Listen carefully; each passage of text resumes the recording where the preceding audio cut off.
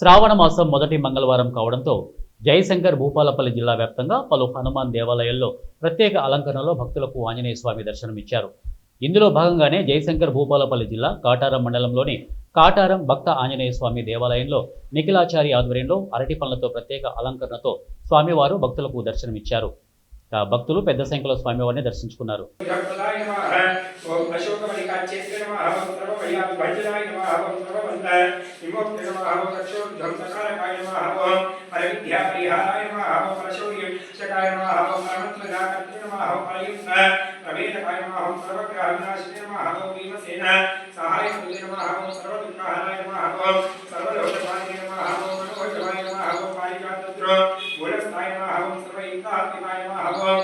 ईश्वराय नमः ओम महाकायाय नमः ओम सर्वलोकाहाय नमः ओम प्रभवे नमः ओम बलसिद्धिकाय नमः ओम सर्वविद्या संपत्प्रदायकाय नमः ओम कविसे